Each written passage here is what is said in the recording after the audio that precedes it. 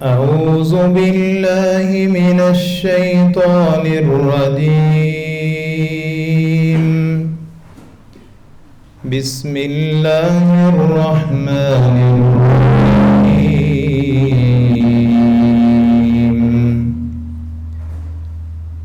والضحى والليل إذا سجى ما ودعك ربك وما قلى وللآخرة خير لك من الأولى ولسوف يعطيك ربك فترضى ألم يجدك يتيما فآوى ووجدك ضالا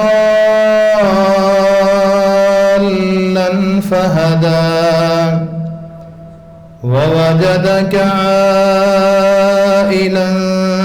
فأغنى فأما اليتيم فلا تقهر وأما السائل فلا تنهر وأما بنعمة ربك فحدث صدق اللہ العظیم۔ السلام علیکم، آپ سب کو ایک بار پھر خوش آمدید۔ اور جیسا کہ آپ کو انفارم کیا گیا تھا، آج کا لیکچر ہمارے بہت ہی دل عزیز ڈاکٹر شعیب احمد صاحب کنڈکٹ کریں گے، تو میں بلا کسی تاخیر کے ڈاکٹر صاحب کو انوائٹ کرتا ہوں کہ آئیں اور لیکچر کا آغاز کریں۔ بسم اللہ الرحمن الرحیم۔ خواتین و حضرات، السلام علیکم۔ میں پیش کی معذرت چاہتا ہوں کہ میں آپ کی سمع خراشی کے لیے حاضر ہوا ہوں۔ معین نظامی صاحب کو کوئی ذاتی مصروفیت تھی، سو وہ اس وجہ سے چلے گئے اور یہ بار مجھ پہ چھوڑ گئے۔ سو میرا نا علمی قد و قامت اتنا ہے کہ میں آپ جیسے اقبال سے محبت کرنے والے لوگوں سے اقبال کے موضوع پہ کوئی گفتگو کر سکوں، آپ کے برابر شاید آپ سے بھی کم۔ سو میں کوشش کروں گا جو کچھ میرے پاس ہے، جتنا ایک میں آپ کو بتا سکتا ہوں بتاؤں۔ اب آپ کے علم میں ہے، ظاہر ہے زندگی کے مختلف شعبوں سے تشریف لائے ہوئے لوگ ہیں آپ، اور علم سے محبت کرنے والے لوگ ہیں۔ آپ کے علم میں کہ اردو ادب میں، خاص طور پر اردو شاعری میں جتنی بھی شعری اصناف آئی ہیں، تو میں یہ عرض کر رہا تھا کہ اردو شاعری ساری کی ساری براہ راست ہمارے پاس آئی ہے فارسی شاعری کے وسیلے سے۔ اب فارسی شاعری میں کچھ اصناف کہاں سے آئی ہیں؟ وہ ظاہر عربی سے آئی ہیں۔ ہمارے پاس تو ہمارا دین بھی فارسی کے حوالے سے پہنچا۔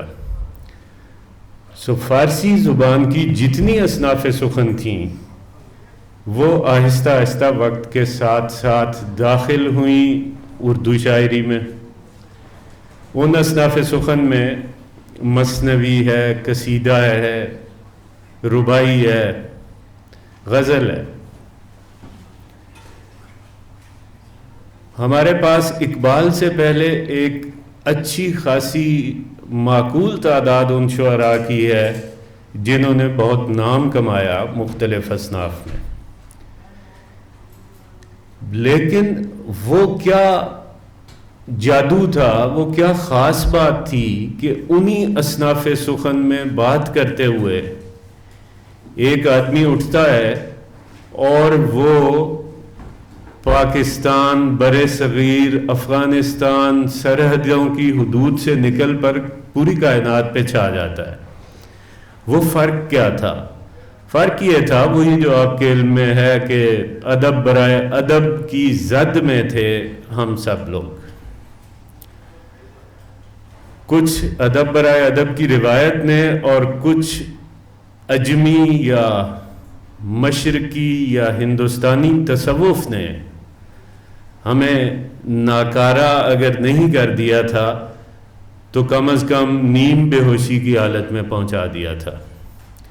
ہم اس بات کی خواہش کرتے تھے کہ جی ڈھونڈتا ہے پھر وہی فرصت کہ رات دن بیٹھے رہیں تصور جانا کیے ہوئے، یعنی جانا سے ملنا تو درکنار، بس تصور کر کے ہی خوش ہو جاتے تھے اور اس بات کی آرزو کرتے تھے۔ ہماری اپنی ذاتی انا، ہماری اپنی ذاتی حیثیت، ہماری اپنی مردانگی، ہماری اپنی انسانیت، سب کچھ ختم ہو چکا تھا۔ ہماری شاعری ہمیں صرف یا گزرے ہوں کے رونے دھونے پہ لگائے ہوئے تھی، یا اپنے بزرگوں کے کچھ بزرگی کے قصے سنانے پہ لگی ہوئی تھی، یا محبوب کی گلی کے پھیرے لگانے پہ لگی ہوئی تھی، اور انسان کی بجائے اپنے آپ کو کوچے دلدار کا کتا سمجھ کے ہم خوش ہوتے تھے۔ ہم افیون کھائی ہوئی اس قوم کی صورت میں ہو چکے تھے جسے اس بات سے کوئی غرض نہیں ہے کہ کائنات میں کیا ہو رہا ہے، کائنات میں کیا ہونا چاہیے، لوگوں کے مسائل کیا ہیں، معاشرہ کس طرف جا رہا ہے، معاشرے کے مسائل کیا ہیں، تکلیفیں کیا ہیں، کہاں کہاں علاج کی ضرورت ہے، کہاں کہاں مرہم رکھنے کی ضرورت ہے، کہاں کہاں آپریشن کی ضرورت ہے۔ ان سب باتوں سے ہمیں کوئی غرض نہیں تھی۔ ہمارے دکھ ذاتی دکھ تھے۔ ہم دڑبے میں پڑی ہوئی ان مرغیوں کی طرح تھے، اور افسوس کے ساتھ کہنا پڑتا ہے کہ آج بھی ہیں، جن میں کسائی ہاتھ ڈالتا تھا، جو مرغی اس کے ہاتھ آ جاتی تھی وہ اس کو ذبح کر کے ڈرم میں پھینک دیتا تھا، اور باقی مرغیاں اس بات پہ خوش ہوتی تھیں کہ چلیں شکر ہے ہم تو بچ گئے۔ یہ وہ پس منظر تھا جس میں علامہ اقبال ابھرتے ہیں، اور میں آپ سے عرض کرتا چلوں یہ قوموں کا فخر ہوتا ہے، قوموں پہ اللہ تعالیٰ کی خاص عنایت ہوتی ہے جن قوموں کو اللہ تعالیٰ مصلح عطا کرتا ہے۔ اقبال جیسا آدمی ہماری قوم کو اللہ تعالیٰ نے عطا کیا، اللہ تعالیٰ کی مہربانی ہے ہم پہ۔ آج نہیں تو کل، کبھی نہ کبھی انشاءاللہ پیغام اقبال رنگ لائے گا۔ اقبال نے کیا کیا؟ ظاہر ہے کہ فارسی روایت سے جڑے ہوئے آدمی تھے، تصوف بھی ان کی رگوں میں شامل تھا، ان کے خون میں بہتا تھا تصوف، اور فارسی روایت بھی ساتھ ساتھ چل رہی تھی۔ تو میں پھر اس کو اللہ تعالیٰ کی خاص عنایت یا تحفے کے علاوہ کیا کہوں کہ ایک ایسا آدمی ایک ایسی زبان بولتا ہے جو اس سے پہلے کسی نے نہیں بولی اردو ادب کی تاریخ میں۔ زیادہ سے زیادہ آپ کہہ سکتے ہیں کہ جی اکبر الہ آبادی، علامہ اقبال جن سے بہت متاثر تھے، انہوں نے کچھ اصلاحی شاعری کی، پر اس میں طنزیہ کاٹ زیادہ تھی سنجیدگی کے مقابلے میں۔ اب علامہ اقبال آئے ہیں تو انہوں نے دو بڑے کام کیے، سوچئے اور ہمیشہ ذہن میں رکھیے، بڑا آدمی وہی ہوتا ہے جو مختلف ہوتا ہے۔ ایک رنگ کے سکے اگر 100 کی تعداد میں 10 روپے والے سکے اکٹھے رکھ دیے جائیں اور کہا جائے کہ یہ ایک سکہ میں ان میں مکس کر رہا ہوں، اور مکس کرنے کے بعد کہوں کہ وہی ڈھونڈ کے نکالیں تو نہیں نکلے گا، اور اس کی قیمت 10 روپے ہی رہے گی۔ لیکن اگر کسی سکے پہ کچھ مس پرنٹ ہو جاتا ہے، کچھ سکہ الٹا چھپ جاتا ہے جو دوسروں سے مختلف ہوتا ہے، وہ کسی بھی میوزیم میں اس 10 روپے سے کئی گنا زیادہ قیمت میں فروخت ہوتا ہے۔ تو عام پبلک سے مختلف ہونا سب سے بڑی بات ہے۔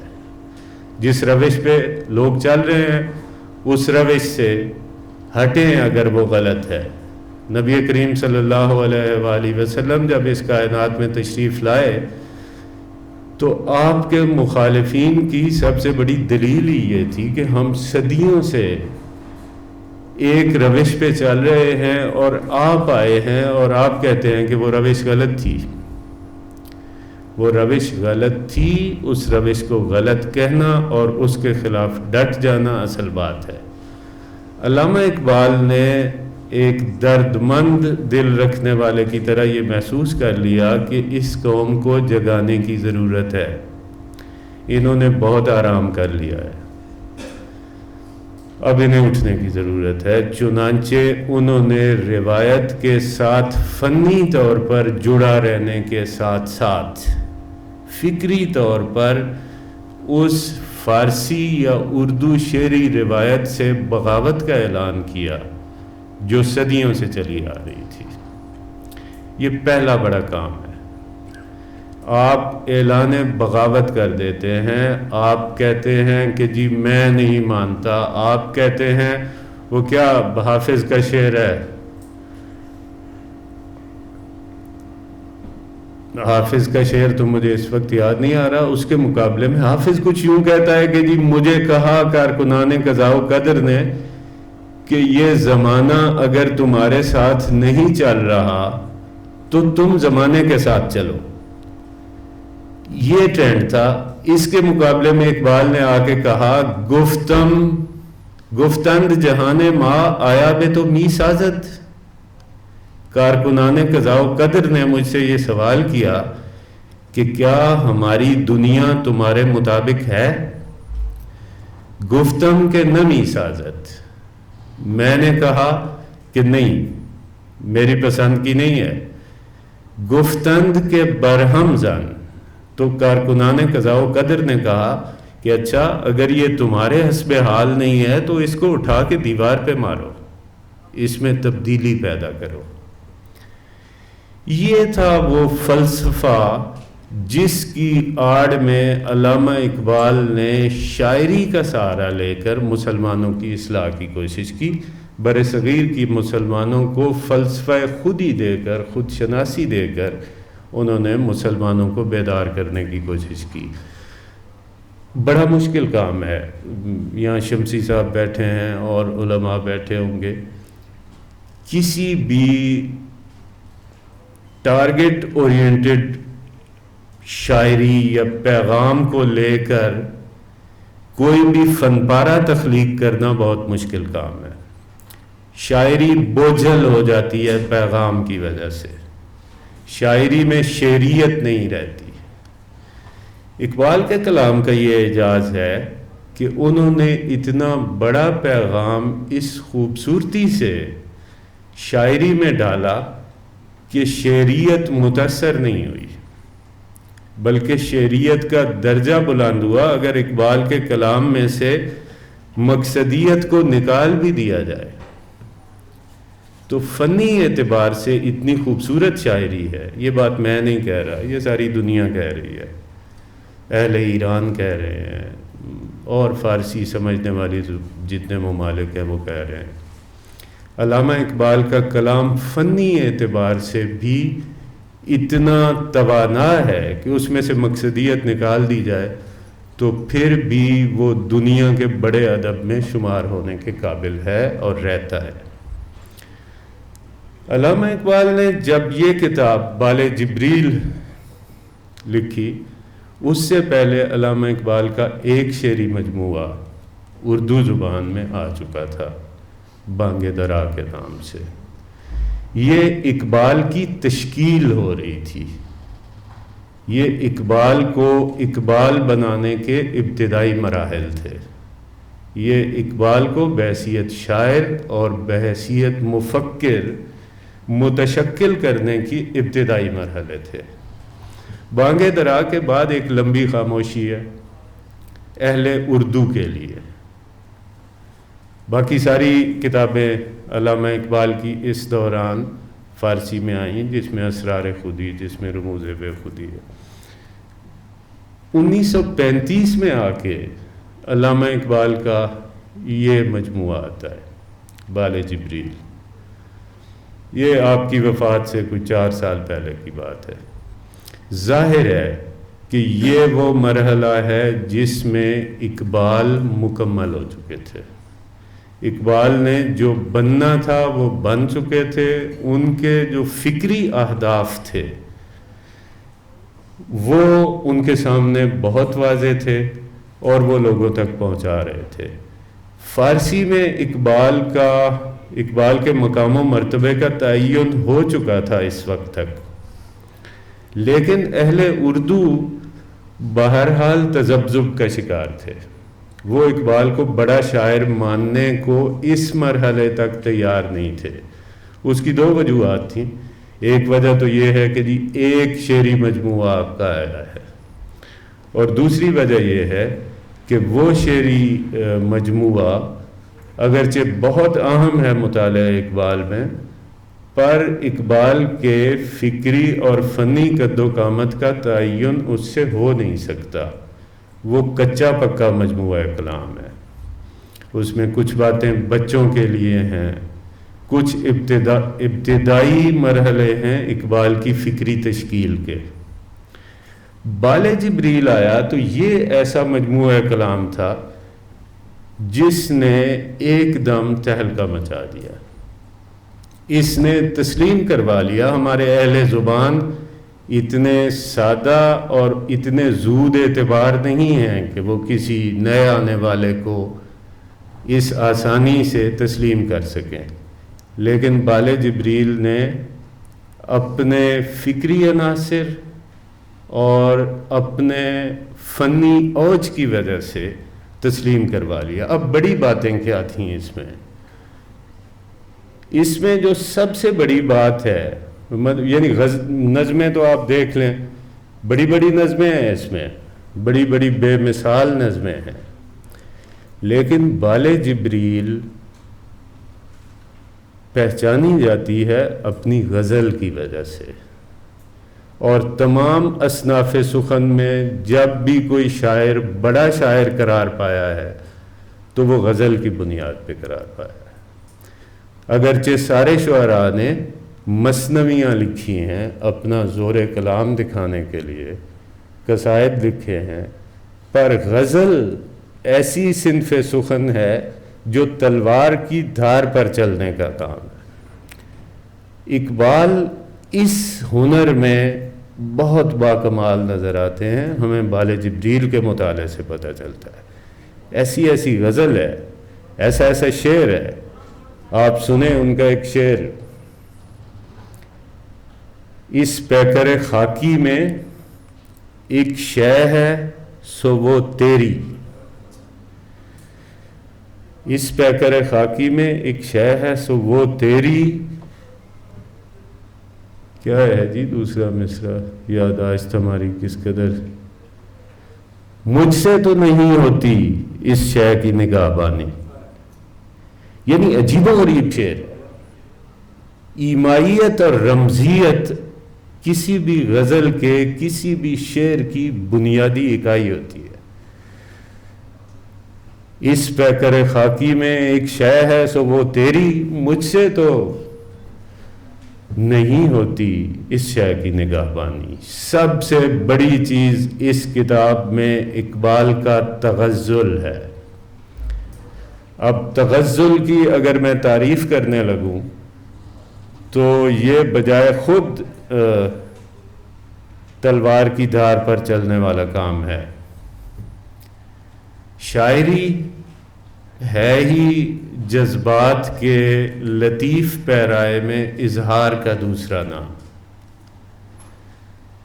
وہ شاعری کوئی بھی ہو، اس شاعری میں سے جس شعر میں یا جس کلام کے ٹکڑے میں یا جس فن پارے میں افکار کی بلندی، موضوع کا اچھوتا پن، موسیقیت، اخلاص بیان، درد و سوز اور سادگی پائی جاتی ہو، وہ مل کر تمام عناصر تغزل کا نام پاتے ہیں۔ وہ شعر، وہ جو دل سے جو بات نکلتی ہے، اثر رکھتی ہے، پر نہیں طاقت پرواز مگر رکھتی ہے۔ جس شعر میں یہ چیز ہوتی ہے وہ شعر تغزل کا نمائندہ کہلاتا ہے، اور علامہ اقبال کے اس مجموعے کی کوئی غزل آپ اٹھا کے دیکھ لیں. پھر میں اگرچہ تعلیمی شعبے سے وابستہ ہوں، ساری زندگی یہی کام کرتا رہا ہوں، شعروں کی ترجمے اور تشریح، پر میں آپ کو بتاؤں یہ کوئی آسان کام نہیں ہے. شعر کا ترجمہ ہو نہیں سکتا. شعر کا ترجمہ اس سطح پر جا کر نہیں ہو سکتا جس سطح پر وہ تخلیقی عمل سے گزرا ہے وہ شعر. آپ سرسری سا ترجمہ کر لیتے ہو، پر اس کے پیچھے جو روح ہے، اس کے اندر جو سوز ہے، اس کے اندر جو گداز ہے، اس کے اندر جو تجربے کی کٹھالی میں پکنے کا عمل ہے، اس کو آپ گرفت میں نہیں لا سکتے. سو محسوس کرنے کی باتیں ہیں. غزل کا ترجمہ کرنا، غزل لطف اندوز ہونے کی چیز ہے. غزل سے مزہ لینا چاہیے. اب جب آپ مزہ لیتے ہیں تو آپ کو سمجھ آتی ہے. جب تک آپ کو کسی کام کا مزہ نہیں آ رہا، میرے خیال میں آپ تفہیم کے اس مرحلے پر جا نہیں سکتے. سو آپ سب لوگ محبت کرنے والے ہیں اقبال سے، اقبال کو بہت پڑھا ہوگا. میں ایک سرسری سا بچگانہ سا یا ابتدائی سطح کا کوئی ترجمہ آپ کو اقبال کی چند غزلوں کا کرواؤں گا، لیکن میری شدید خواہش یہ ہوگی کہ اس ترجمے پر مت جائیے گا. وہ ترجمہ بالکل اوپر کی سطح ہے. اس کے اندر اپنی تنہائیوں میں، اپنے گوشے مطالعہ میں بیٹھ کر یہاں سے کچھ لفظی ترجمے لے کے جائیے گا اور پھر اس کو پڑھیے گا اور اس سے لطف اندوز ہوئیے گا. جیسے اقبال کے والد صاحب نے ان سے کہا تھا نا کہ قرآن کریم کا مطالعہ اس طرح کرو جیسے یہ کتاب آپ پر نازل ہو رہی ہے. وہ کیفیت طاری کریں آپ اپنے اوپر. انشاءاللہ آپ کو اقبال کا کلام بہت مزہ دے گا. میں جب چھوٹا تھا، کوئی 8ویں 9ویں کلاس میں پڑھتا تھا، تو شاعری کا مجھے بہت شوق تھا، اور میرے والد صاحب بہت سخت قسم کے انسان تھے، اور اسلامی بنیاد پرست اسلامی ہونا چاہیے ہمیں، ویسے وہ تھے. تو میں مختلف مقابلوں میں جاتا تھا، جب انعام وغیرہ جیت کے آتا تھا تو مجھے کچھ شاعری کی کتابیں تحفے میں ملتی تھیں. وہ میں گھر میں اسلامی ماحول کی وجہ سے ایک الماری میں رکھ کے اس کو تالا لگاتا تھا. جب موقع ملتا تھا وہ کتابیں نکال کے پڑھتا تھا. والد صاحب سال میں ایک دفعہ وہ الماری کا تالا توڑ دیتے تھے اور کتابیں نکال کے جلا دیتے تھے، اور کہتے یہ تھے کہ شاعری پڑھنی ہے تو صرف اقبال کی پڑھو. اچھا، میں نے ایم اے تک دنیا کے ہر ایرے غیر شاعر کو پڑھا ہے سوائے اقبال کے. یہ اس کا نتیجہ تھا. اب ایم اے میں آ کے پھر جب میں نے اقبال کو دیکھا، اقبال کو پڑھا، تو مجھے لگا میرے والد صاحب بالکل ٹھیک کہتے تھے. یہ تو ایسے ہی ہے، جو شاعری ہم ویسے پڑھتے رہتے ہیں وہ تو ایک نیند کی دوائی کھانے والے آدمی کی اس دوائی کی ڈوز بڑھاتے جانے کے مترادف ہے. ہمیں اقبال جوڑتا ہے ہماری اخلاقیات سے، ہماری روایات سے، ہمارے دین سے، ہمارے مذہب سے. ہمیں انسان بناتا ہے. ہمیں اپنی جن صلاحیتوں کا ادراک نہیں ہے، جن چیزوں کا پتہ نہیں ہے، جن آئینوں پہ مٹی پڑ چکی ہے، جو چیزیں ہم بھول گئے ہیں، اقبال ہمیں ان کی یاد دلاتا ہے. اقبال کہتا ہے آپ میں بڑی جان ہے. دیکھیں، کوئی اس شعر کی یا واقع عرش بری پہ جانے کا، معراج نبی کا کوئی بھی مفہوم کوئی نکالے، اقبال نے اس کا کیا مطلب نکالا ہے؟ اقبال نے کہا کہ اس سے مجھے بس ایک ہی سبق ملتا ہے، اور وہ یہ ہے کہ عالم بشریت کی زد میں ہے گردوں. سبق ملا ہے یہ معراج مصطفیٰ سے مجھے کہ عالم بشریت کی زد میں ہے گردوں. آپ چھوٹے لوگ نہیں ہو، آپ نائب اللہ فی الارض ہو. آپ کو اللہ نے زمین پہ اتارا ہے اپنے نائب کے طور پر، جو اللہ کا نائب ہو. یہاں تو آپ دیکھیں کہ ایک کونسلر کا، منشی کا بو نہیں آتا، کتنا طاقتور ہوتا ہے. اور ہم جو اللہ کے نائب ہیں، ہمیں اپنی صلاحیتوں کا اور اپنے آپ کا، اپنے امکانات کا جائزہ لینا چاہیے. اقبال ہمیں یہ سکھاتا ہے، خود کو پہچانو. خود کو پہچان لو گے تو خالق کو بھی پہچان لو گے، اور خالق کو پہچان لیا تو پھر مسئلہ حل ہو جائے گا. خیر،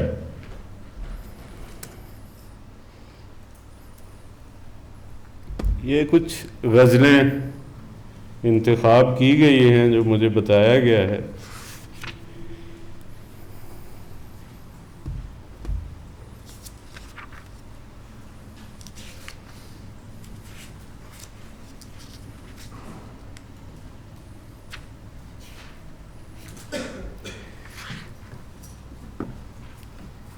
غزل کی دو تین مشہور قسمیں ہیں. ایک تو غزل کی بنیادی تعریف جو اس سے پہلے ہمارے ادب کے نمائندوں نے تعین کی ہوئی تھی، اسی سے آپ اندازہ لگا لیں کہ اقبال نے کتنا بڑا انحراف اور کتنا بڑا اختلاف اور کتنا بڑا انقلابی قدم اٹھایا ہے.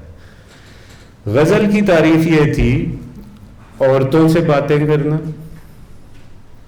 عورتوں سے متعلق باتیں کرنا، عشقیہ باتیں کرنا. جب جنگل میں ہرن کے پیچھے شکاری کتے لگ گئے ہوں اور ہرن کو اس بات کا یقین ہو گیا ہو کہ اب یہ مجھے پکڑ لیں گے، تو اس کی زبان سے جو دردناک اور کربناک آواز یا چیخ نکلتی ہے، اس کا نام غزل تھا. یا چرخے کی آواز، وہ جو سن چرخے دی میٹھی میٹھی کوک، مایا وے مینوں یاد آمدہ، یہ تھے غزل کے معنی. اس حساب سے دیکھیں تو اقبال کی کوئی غزل غزل ہی نہیں ہے.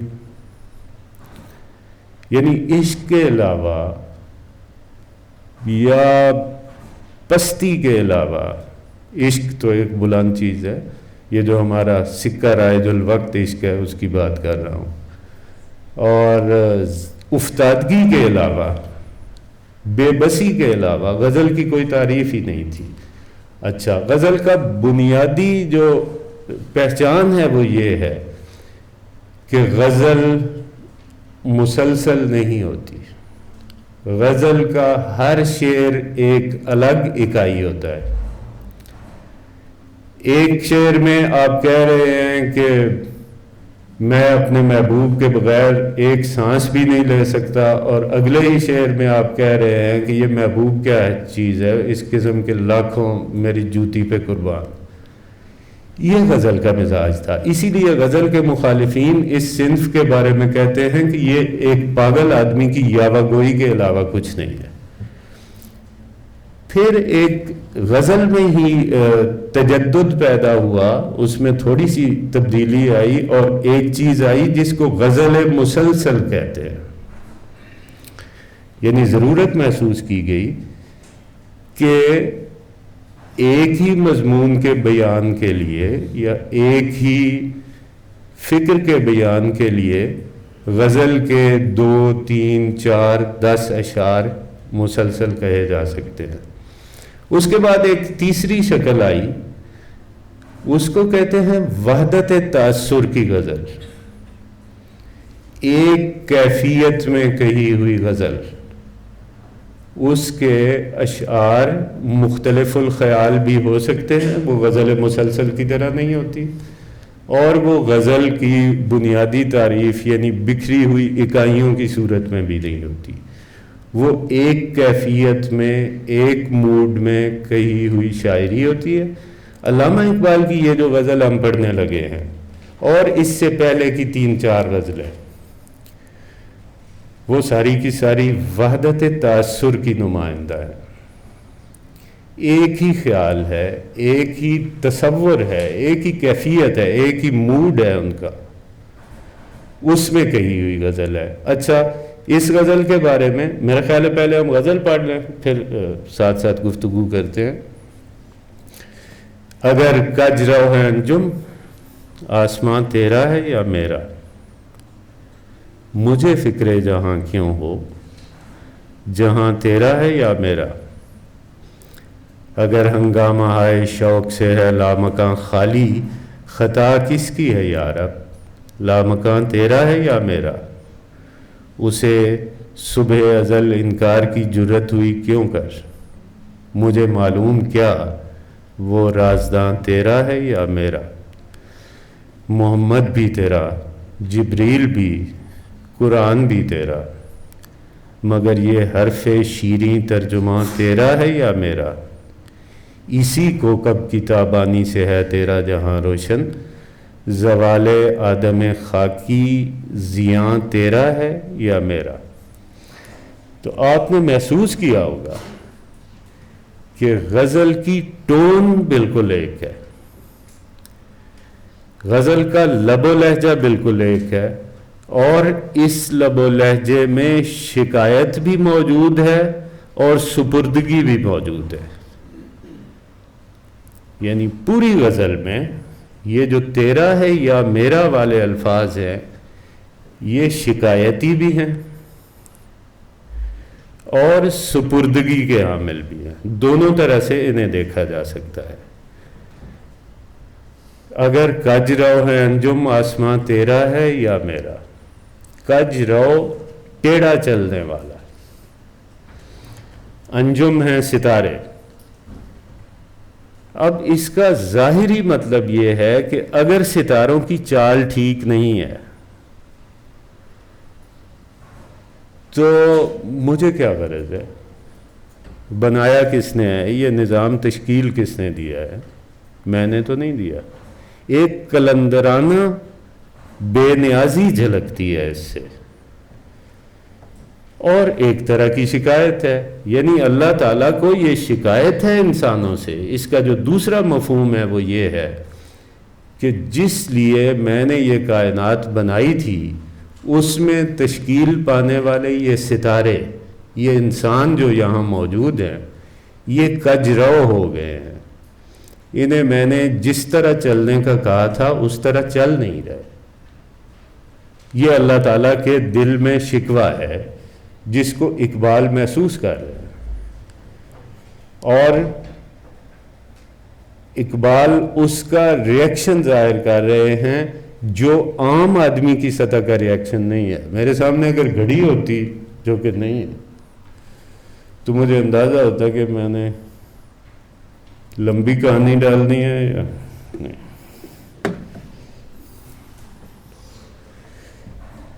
تو اگر کج رو ہے انجم، آسمان تیرا ہے یا میرا، یہ مخلوق اگر تیرے کہنے پہ نہیں چل رہی، یہ ستاروں کی چالیں اگر اسے موافق نہیں آ رہی ہیں، تو میں خالق ہوں ان کا، میں نے انہیں بنایا ہے.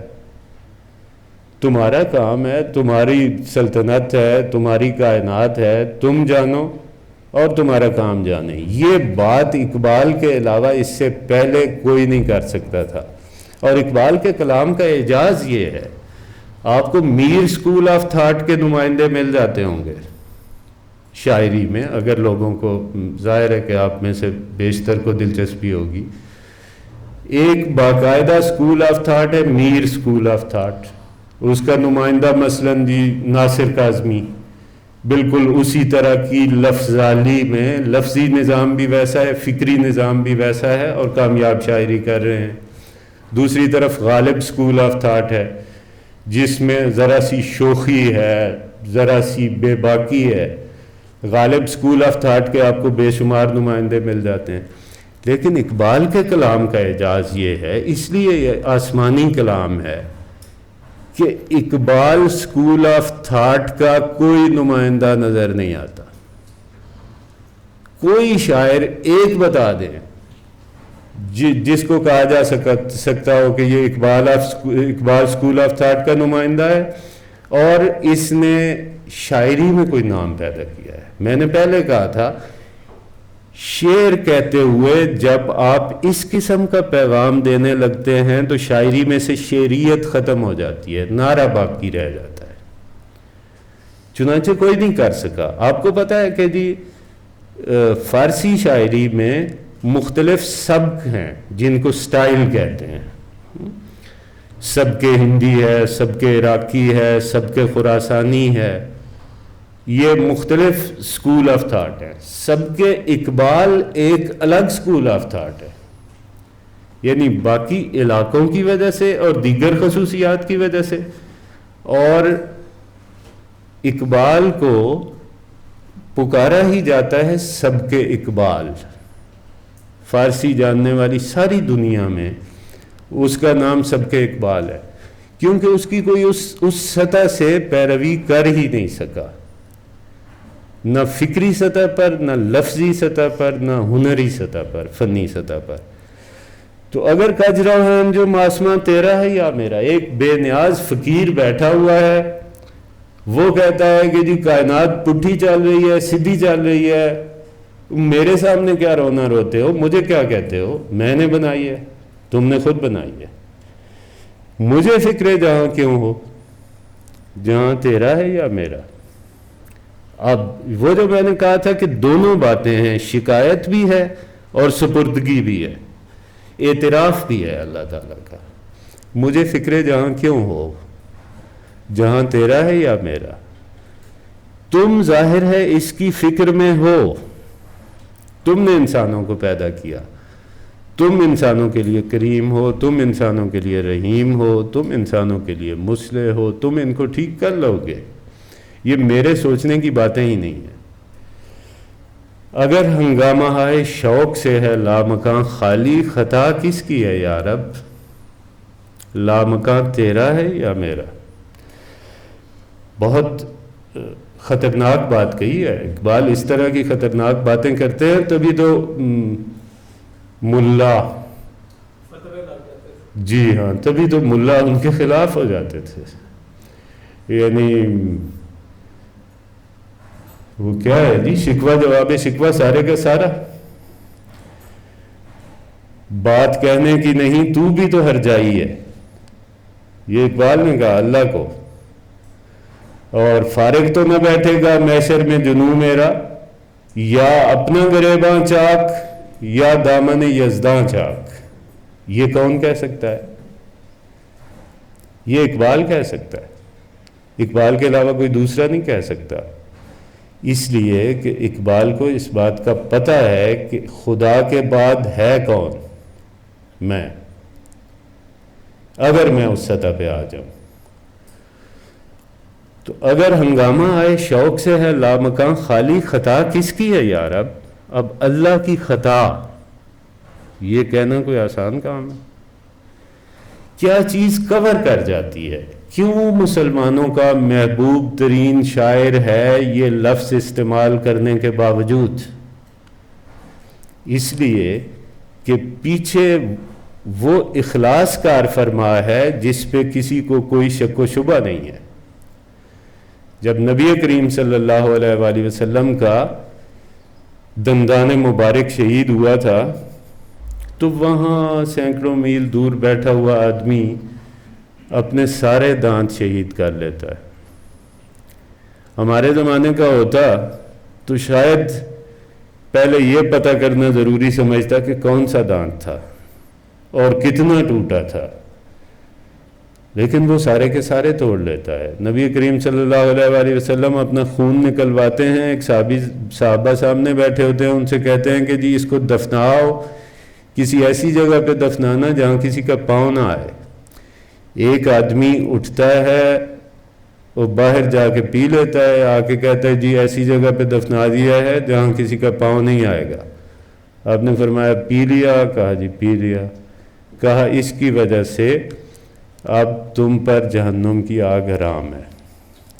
تو وہ جو ہے نا، اگر ہو عشق تو ہے کفر بھی مسلمانی، نہ ہو تو مرد مسلمان بھی کافر و زندیق.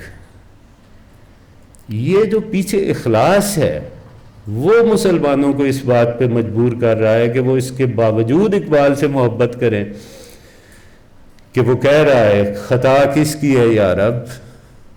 اللہ سے کہہ رہا ہے کہ اگر یہ غلطی ہے تو پھر حافظ نے ویسے اس موقع پہ کہا کہ جی تو ہم طریق ادب کوشو گو خطا از من است. احترام کا تقاضا یہ ہے، ادب کا تقاضا یہ ہے کہ کوئی بھی غلطی ہو جائے تو آپ کہیں کہ یہ غلطی میری ہے. اب ادب کا تقاضا ہے کہ مطلب یہ ہے کہ جی کائنات میں کوئی کام بھی اللہ کی تائید کے بغیر، اللہ اگر اس کو روکنا چاہے تو روک سکتا ہے ہر کام کو. اس کا مطلب ہے اللہ تعالیٰ کی چشم پوشی کے بغیر، اللہ تعالیٰ کے درگزر کے بغیر کوئی کام نہیں ہو سکتا. تو یہ جرت اقبال کو دے کون رہا ہے؟ وہ مقام و مرتبہ دے رہا ہے جس کا اقبال پہ القاء ہوا ہے، جو اللہ تعالیٰ نے اس کو بتایا ہے. اب اس بحث میں ہمیں کچھ زیادہ پڑھنے کی ضرورت نہیں ہے کہ یہ لامکان کیا ہے اور مکان کیا ہے. مختصر بات یہ ہے کہ اللہ تعالیٰ کی ہستی ایسی ہے کہ اس کی کوئی ذات نہیں ہے، کوئی جسم نہیں ہے. جسم رہتے ہیں مکانوں میں، عالم زمینی جس میں وقت ہے، جس میں مکانات ہیں، جس میں رہائشیں ہیں، جس میں وغیرہ وغیرہ، جو بھی جسمانیت والی دنیا، یہ ہے مکانی دنیا. اور لامکانی دنیا وہ ہے جس میں جسمیت کی سطح سے آپ بالا تر ہو جاتے ہیں. تو ہنگامہ ہے شوق سے لامکان خالی ہے وہ جہاں اوپر ہم رہتے تھے، جہاں اب فرشتے رہتے ہیں، وہ لامکان ہے. وہاں اگر محبت کا، شوق کا جذبہ موجود نہیں ہے، اگر وہاں عشق نہیں ہے، اگر وہاں تڑپ جلن کسک نہیں ہے، تو خطا کس کی ہے یا رب؟ ہمیں وہاں رکھ لینا تھا نا. ہمیں کیوں نکالا؟ ہمیں کیوں نکالا بہت مشہور ہے. بس کچھ جملے ایسے ہو جاتے ہیں جو بولتے ہوئے ایک دم بندہ ڈر جاتا ہے. اب مثلا کسی کو شعر کہتے ہوئے اس کی وہ جو استعارے والی خصوصیات ہوتی تھیں وہ بدل چکی ہیں. اسی طرح یہ مجھے کیوں نکالا سے بھی کچھ مناسب نہیں لگتا، لیکن کہنا وہ یہی چاہتا ہے کہ اگر اب وہاں عشق کا، جذبے کا، تڑپ کا، کسک کا، جھپٹنے پلٹنے کا، نفع نقصان کا، قربانی کا عنصر ختم ہو گیا ہے، تو یہ میں نے تو نہیں کیا، آپ نے خود نکالا تھا انسان کو. انسان کی برتری ثابت کر رہے ہیں، عالم مکان کی برتری ثابت کر رہے ہیں عالم لا مکان پر،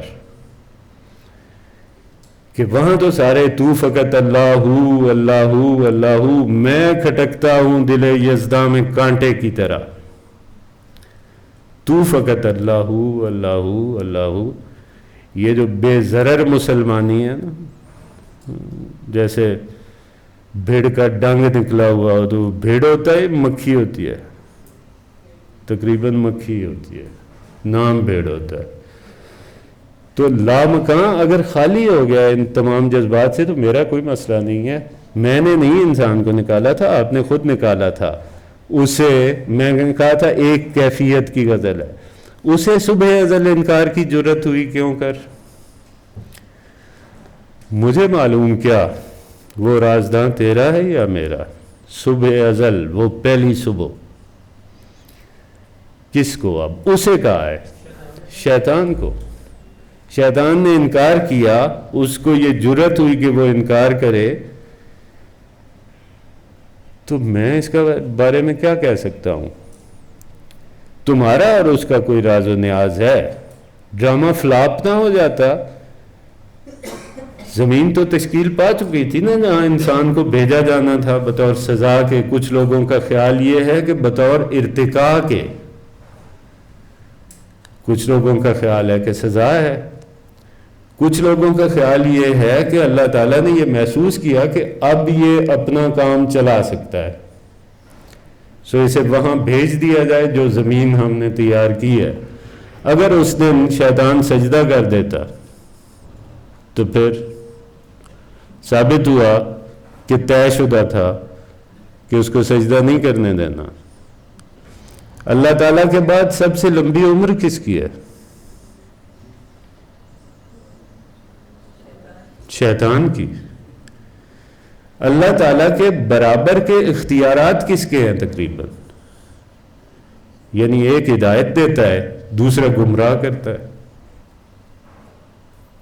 یہ سارے اختیارات دیے کس نے ہیں؟ اللہ نے. ایک کردار بنانا تھا نا جو ہمارا امتحان لیتا، اس کردار کو سارے کے سارے اختیارات کس نے دیے؟ خود خالق نے. اگر اس ٹیوب لائٹ میں بنانے والا لائٹ کی بجائے پنکھا لگا دیتا تو اس نے ہوا دینی تھی، لائٹ نہیں دینی تھی. بالکل اسی طرح اس نے گمراہ ہی کرنا تھا اور خالق نے اسے اسی طرح بنایا تھا. تمہارے اور اس کے درمیان کیا راز و نیاز ہیں؟ تمہارا اور اس کا کیا معاہدہ ہے؟ مجھے اس سے کچھ لینا دینا نہیں ہے. اس نے انکار کیا، کب کیا، کیوں کیا یا نہیں کیا، مجھے اس سے کوئی غرض نہیں ہے. محمد بھی تیرا، جبریل بھی، قرآن بھی تیرا، مگر یہ حرف شیریں ترجمہ تیرا ہے یا میرا؟ اب بہت سادہ، بہت سیدھا، بہت سامنے کا شعر ہے، بس اس میں تھوڑا سا یہ جو حرف شیریں ترجمہ ہے اس کی وضاحت کی ضرورت ہے. حرف شیریں ترجمہ سے مراد یہاں اقبال کی اپنی شاعری ہے.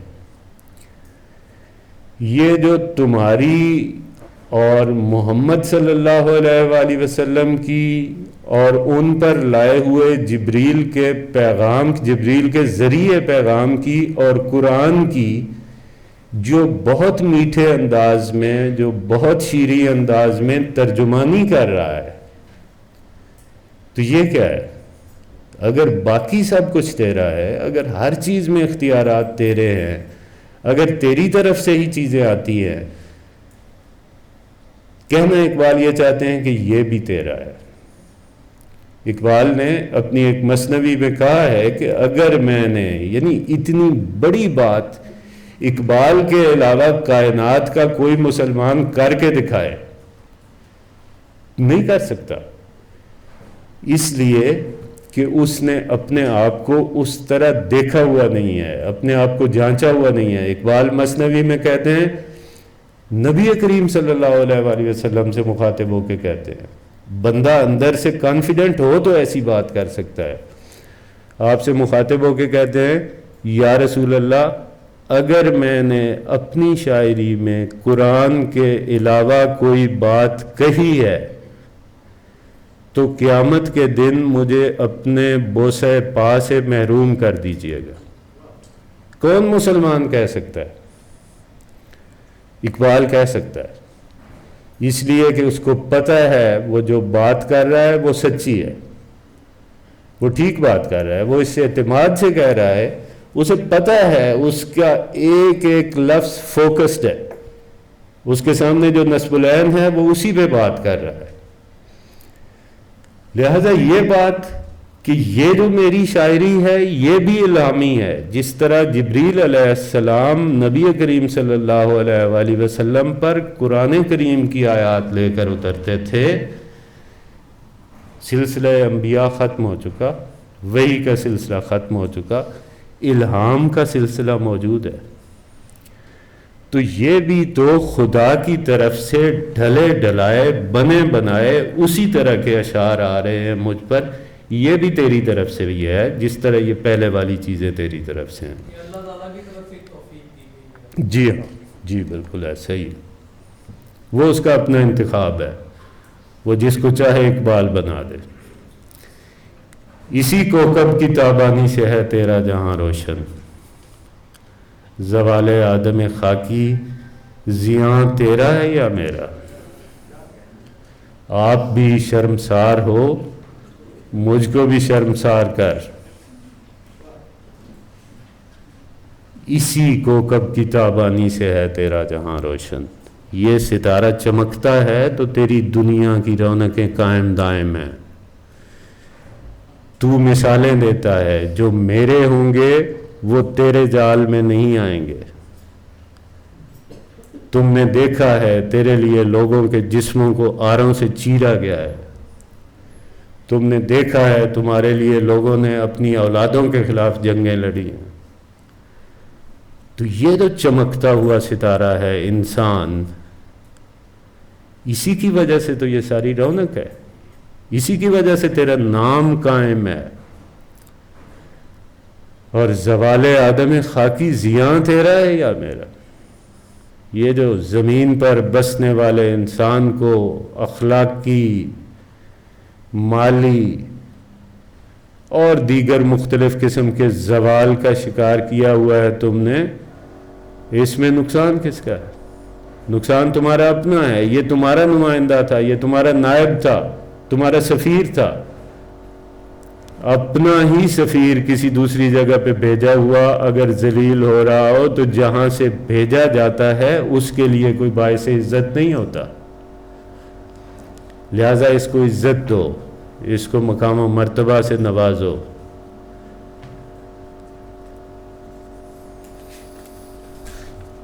جی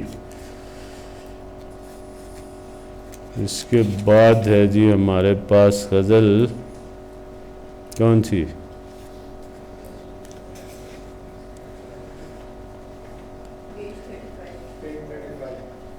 اب یہ پتہ نہیں،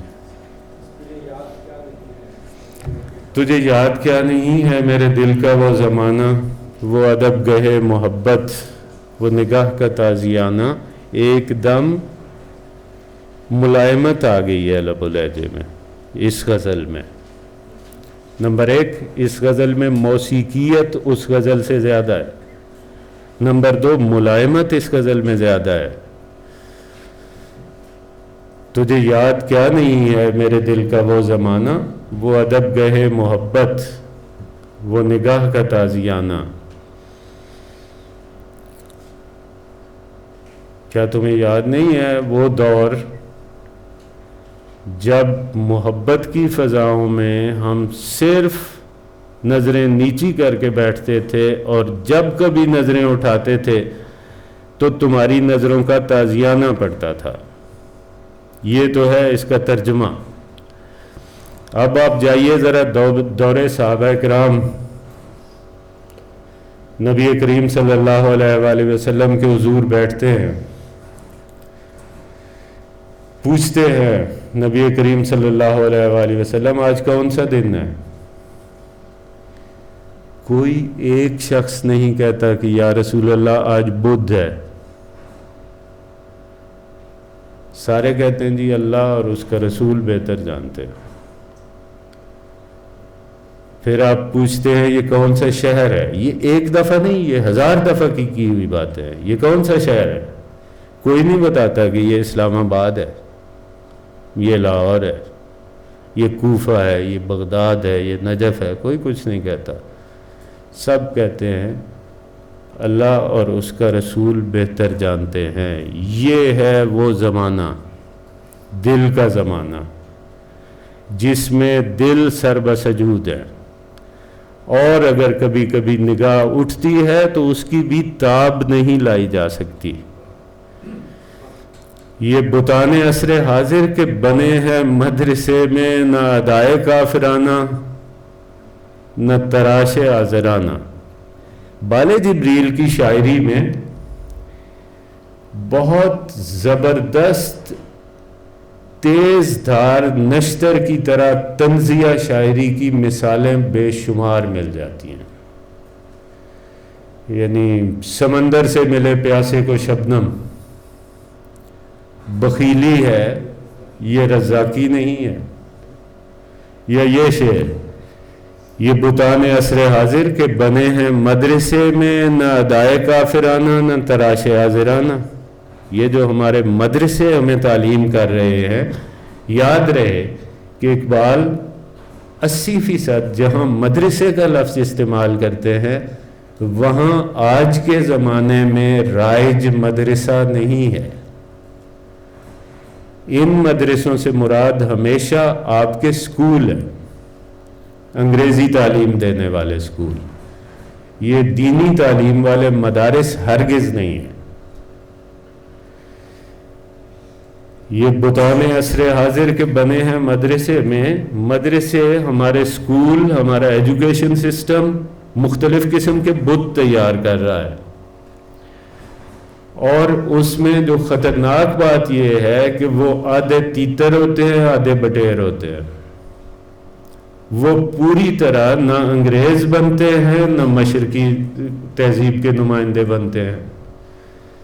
جو کچھ اس طرف سے انہیں پسند آتا ہے اس طرف سے لے لیتے ہیں، جو کچھ اس طرف سے پسند آتا ہے اس طرف سے لے لیتے ہیں. لا الہ الا اللہ محمد رسول اللہ کا مطلب اللہ کے سوا کوئی اللہ نہیں ہے، لیکن اس کے باوجود ہماری تربیت میں شامل ہے کہ ہمیں کمپرومائزز کرنے ہیں، ہمیں تھوڑی بہت خوشامد کرنی ہے، ہمیں رکھ رکھاؤ اور ہمیں لین دین کرنا ہے. جب عزت، ذلت، موت، رزق ہر چیز اللہ تعالیٰ کے ہاتھ میں ہے تو پھر لا الہ کا مطلب تو یہی ہے، نہ آپ نے کسی سے ڈرنا ہے نہ آپ نے کسی سے لالچ رکھنا ہے. لیکن یہ ہمارے مدارس جس قسم کے انسان بنا رہے ہیں وہ چلتے پھرتے بت ہیں، جو نہ ادھر کے رہے نہ ادھر کے رہے، نہ خدا ہی ملا نہ وصال صنم. کہیں ان کی شخصی آزادی انہیں حاصل ہو جاتی ہے، کہیں ان کی شخصی آزادی سلب ہو جاتی ہے. کہیں خواتین کے حقوق کی بات ہوتی ہے، کہیں خواتین اپنے حقوق خود قربان کر رہی ہوتی ہیں جو اسلام نے انہیں عطا کیے. سو یہ جو تہذیب، یہ جو تعلیم ہے، یہ ایسے بت بنا رہی ہے جو کسی طرح بھی کامل نہیں ہے. اقبال کے نزدیک آپ کا بڑا ہونا ضروری ہے. دیکھیں شیطان کا نام زندہ ہے نا؟ نہیں زندہ؟ زندہ ہے، بغاوت کا نمائندہ ہے، بغاوت کی علامت ہے. مجھے جوش ملی آبادی کا شعر یاد آ رہا ہے، ابلیس و ابو جہل کی عظمت کی قسم، 100 بار غلامی سے بغاوت اچھی. اب بات یہ ہے اقبال آپ کو عام آدمی نہیں رہنے دینا چاہتا، وہ آپ کو عام سطح سے بلند کرنا چاہتا ہے. وہ چاہتا ہے کافر بننا ہے تو ہو جاؤ پوری طرح کافر، مسلمان بننا ہے تو پورے کے پورے اسلام میں داخل ہو جاؤ. یہ جو کبھی ادھر اور کبھی ادھر جو پسند آیا بنی اسرائیل کی طرح وہ کر لیا، یہ مناسب نہیں ہے. نہیں اس کھلی فضا میں کوئی گوشہ فراغت، یہ جہاں عجب جہاں ہے، نہ قفس نہ آشیانہ. یہ جو دنیا ہے جس پہ ہم آزاد ہیں، جی ہمیں اختیارات حاصل ہیں، ہم مختار ہیں. کتنے کو مختار ہیں؟ میری مجبوریوں کو کون سمجھے، میں خود مختار ٹھہرایا گیا ہوں، اور اس نے اپنا بنا کے چھوڑ دیا. کیا اسیری ہے، کیا رہائی ہے. یہ گوشہ فراغت نہیں ہے یہ دنیا جو ہمیں بظاہر فراغ کا مرکز نظر آ رہی ہے، ایسا ہرگز نہیں ہے. کوئی گوشہ فراغت یہاں میسر نہیں ہے. یہ نہ قفس ہے نہ آشیانہ ہے. ہم ایک خاص حد تک آزاد ہیں اور اس خاص حد کے بعد ہم غلام ہیں. ہماری مثال ایسے ہے جیسے ایک گھوڑے کے پاؤں میں ایک بہت لمبی رسی ڈال کے کسی ایک کھونٹے کے ساتھ باندھ دیا جائے، جہاں تک اس کو رسی اجازت دیتی ہے وہاں تک وہ 100% آزاد ہے، لیکن جہاں اس رسی کی حد ختم ہوتی ہے وہاں سے آگے وہ پابند ہے۔ ہم بھی اپنے حقوق میں، اپنی آزادی اظہار میں، اپنے کردار میں، اپنی گفتگوؤں میں، اپنے اعمال میں آزاد ہیں، اس حد تک آزاد ہیں جہاں ہمیں روک نہیں دیا گیا۔ اس کے بعد ہم پابند ہیں، اس کے بعد ہم قفس میں ہیں۔ رمضان شریف میں وہی پانی آپ کے لیے صبح 5 بجے کے بعد حرام ہے، لائن لگا دیا اب حرام ہے۔ شام 6 بجے کے بعد پھر وہی پانی آپ کے لیے حلال ہے، سو حلال ہے۔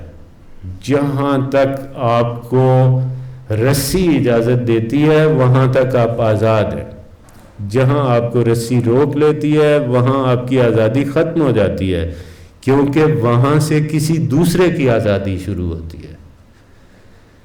دوسروں کی آزادی میں مداخلت تک آپ آزاد ہیں۔ یہ دنیا جسے آپ ایک آزاد فضا سمجھ رہے ہیں، یہ آزاد نہیں ہے۔ کسی بھی انسانی بستی میں رہنے کا مطلب ہی یہ ہے کہ آپ کچھ قاعدے، کچھ قوانین، کچھ ضوابط کے پابند ہیں۔ اس کائنات کو نہ ہم آزادی کی دنیا کہہ سکتے ہیں، نہ پوری قید کہہ سکتے ہیں، نہ ہم اس کو مکمل جبر کہہ سکتے ہیں، نہ سارے کا سارا اختیار کہہ سکتے ہیں۔ رگ طاق منتظر ہے تیری بارش کرم کی، کہ عجم کے میکدوں میں نہ رہی مے مغانہ۔ رگ طاق کیا ہوتی ہے؟ رگ طاق رگ کہتے ہیں، اچھا یہ مجھے عادت پڑی ہوئی ہے نا، جو لفظ نہ آتا ہو وہ بچوں سے اگلوایا جائے، یہ پڑھا کے ٹرک آ گئے ہیں۔ تو رگ کہتے ہیں جڑ کو۔ اب رگ طاق ہے انگور کی بیل کی جڑ۔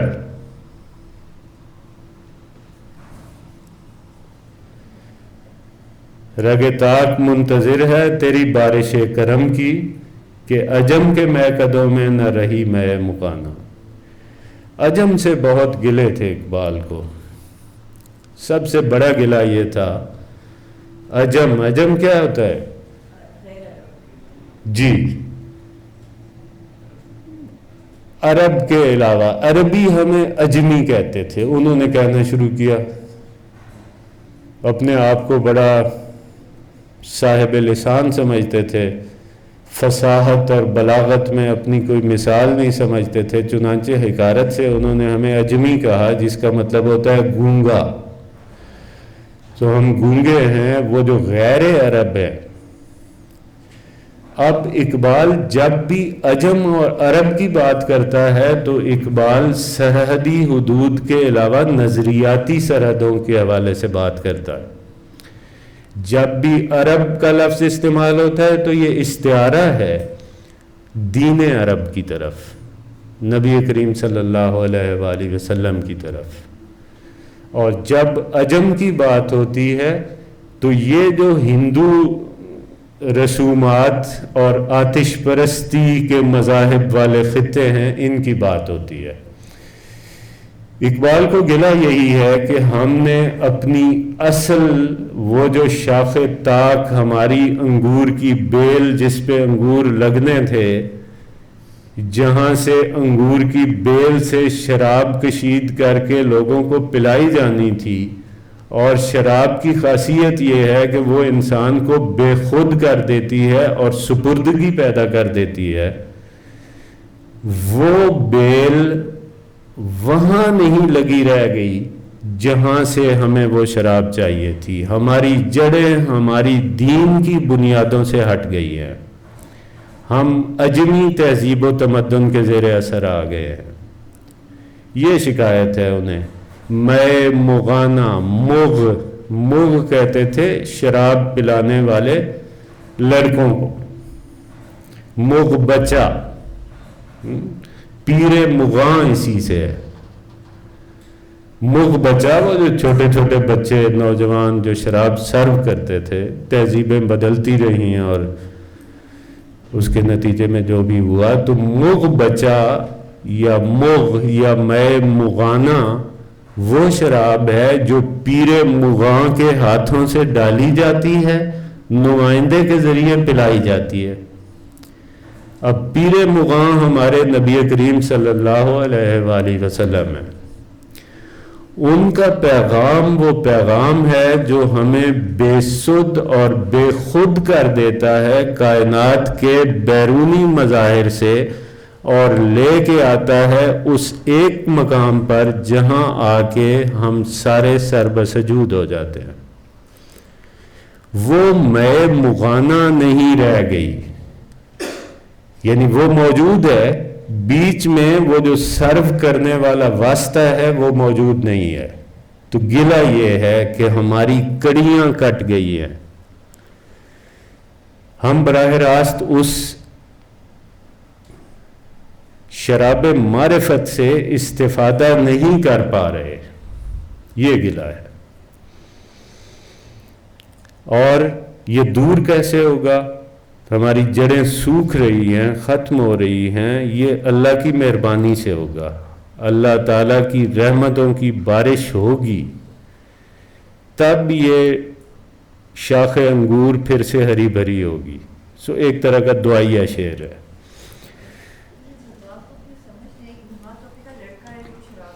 جی میں بتاؤں، جی درست بات ہے، آپ نے صحیح کہا، یعنی کہ عجم کے مے قدوں میں نہ رہی مے مغانہ، وہ شراب جو پیر مغاں یا جو آپ کا روحانی مرکز کسی کے ذریعے سے آپ تک بھجواتا تھا، یہاں وہ سلسلہ نہیں رہا، گویا ہم تک شراب وہ پہنچ نہیں رہی، وہ معرفت کی شراب۔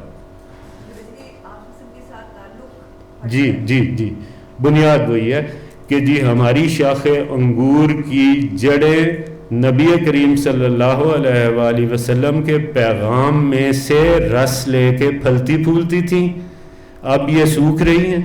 اللہ تعالیٰ جب تک اپنی مہربانی کی بارش نہیں کرے گا تب تک یہ پھر ہری نہیں ہوگی۔ میرے ہم سفیر اسے بھی اثر بہار سمجھے، انہیں کیا خبر کہ کیا ہے یہ نوائے عاشقانہ۔ ہم سفیر ساتھ گانے والے، میرے ہم سفیر اسے بھی اثر بہار سمجھے، یہ جو میرے ارد گرد چہچہانے والے پرندے ہیں، یہ جو میرے ہم اثر شعراء ہیں، یہ جو میرے ساتھ اور لوگ شاعری کرنے والے ہیں، وہ اس میری شاعری کو بھی کوئی وقتی قسم کا فن پارہ قرار دے رہے، جس طرح ان سب کی شاعری ایک زمانے تک کی شاعری ہے، ایک موسم کی شاعری ہے۔ تو وہ سارے شعراء یہ سمجھ رہے ہیں کہ میری شاعری بھی وقتی ہے، انہیں کیا خبر کہ کیا ہے یہ نوائے عاشقانہ، انہیں اس بات کا اندازہ ہی نہیں ہے کہ یہ نوائے عاشقانہ، یہ شاعری جو میں کر رہا ہوں یہ کیا ہے۔ یہ بظاہر تو بالکل اسی طرح ایک عشق کا پیغام دیتی ہے، پر اب ہمارے دل و دماغ میں جب ہم عشق کی بات کرتے ہیں یا محبت کی بات کرتے ہیں تو کوئی بہت سطحی سا مفہوم آتا ہے، لیکن اقبال کے نزدیک تو بہت مختلف تھا۔ جب عشق سکھاتا ہے آداب خداگاہی، کھلتے ہیں غلاموں پر اسرار شہنشاہی، یہ وہ عشق تھا، دو عالم سے بیگانہ کرتی ہے دل کو، عجب چیز ہے لذت آشنائی، یہ دو عالم سے بیگانہ کرتی ہے۔ اور وہ جو ہم سفیر جس قسم کی شاعری کر رہے ہیں، وہ تو اس کی گلی کے وہ جو اٹھا اور اٹھ کے قدم میں نے پاسباں کے لیے ہے، وہ تو ادھر چوکیداری کرنے والے کے بھی پاؤں پکڑتے پھرتے ہوتے ہیں، اس کی گلی کے، اس کے محلے کے۔ سو میری شاعری مختلف ہے، میری نوائے عاشقانہ مختلف ہے، میرے عشق کا مفہوم الگ ہے، یہ کوئی برتر شاعری ہے، ان لوگوں کو اندازہ نہیں ہے۔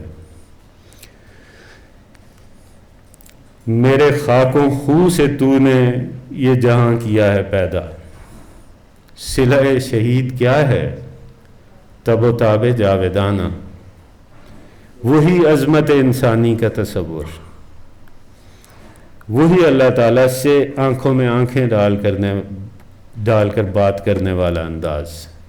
میرے خاک و خون سے تو نے یہ جہاں کیا ہے پیدا، ہم نے قربانیاں دی ہیں، ہم نے تیرے نام کو زندہ رکھا ہے، ہم نے اپنی جانیں لٹائی ہیں، ہم نے اپنے کنبے لٹائے ہیں مختلف شکلوں میں، کبھی ہم 72 تھے، کبھی ہم 313 تھے، ہم نے بچایا تمہارے نام کو، اور اس کا کیا صلہ دیا ہے تو نے، اطمینان کا اظہار ہے، شکرانے کا اظہار ہے، تب و تاب جاویدانہ،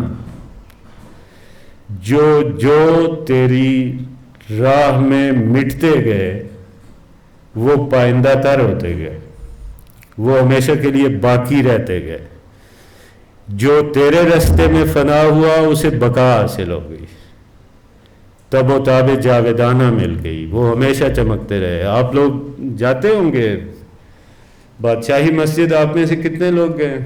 ذرا ہاتھ کھڑا کریں۔ اچھا ماشاءاللہ سارے گئے۔ آپ کو پتہ ہے کہ بادشاہی مسجد کے سیڑھیوں کے دونوں طرف ایک ایک مزار ہے، ایک مزار تو اقبال کا ہے، دوسرا مزار کس کس نے دیکھا ہوا ہے؟ بس ہاں کوئی جی بالکل ایسا ہی ہے، لیکن کتنے لوگوں نے ایون دیکھا ہوا ہے؟ 2-3 لوگ ہیں، گئے سارے ہیں۔ تب و تاب جاویدانہ، ایک طرف ایک آدمی رکھا ہوا ہے جس کے پاس دنیاوی کوئی عہدہ موجود نہیں تھا، اور دوسری طرف ایک آدمی رکھا ہوا ہے جو دنیاوی طور پر حکمران وقت تھا۔ تب و تاب جاویدانہ یہ ہے کہ اس کے مزار کو کسی نے دیکھا تک نہیں ہے، حالانکہ وہ اقبال کے مزار سے زیادہ قریب ہے۔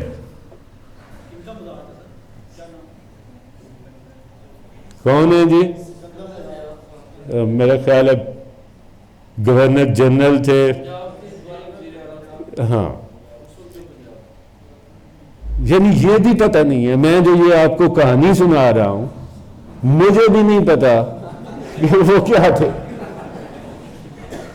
یہ ہے تب و تاب جاویدانہ جو ایک طرف آدمی کو مل گئی ہے، دوسری طرف والے کا پتہ ہی کسی کو نہیں ہے۔ یہ صلہ شہید ہے،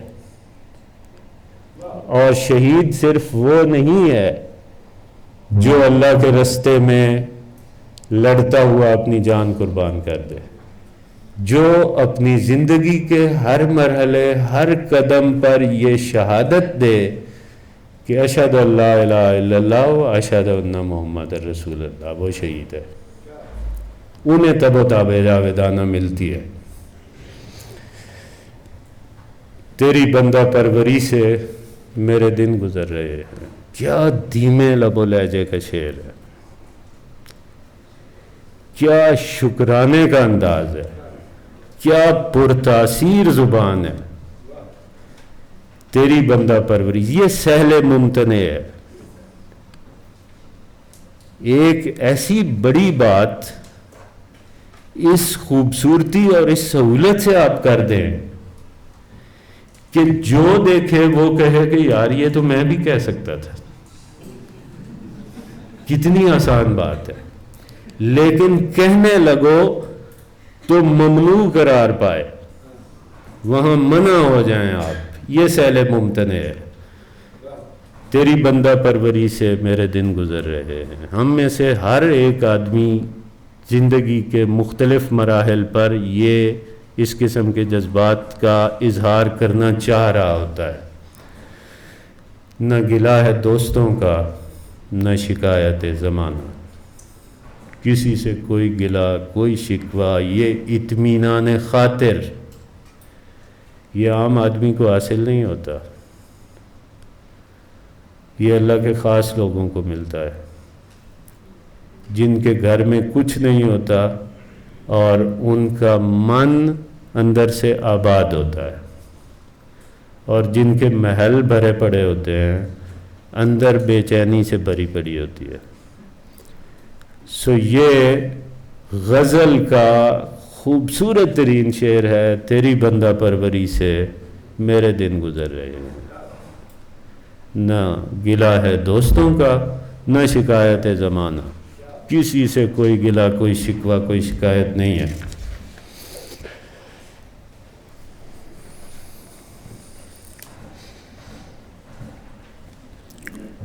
اب کون سی غزل ہے جی؟ غزل کا پہلا مصرع۔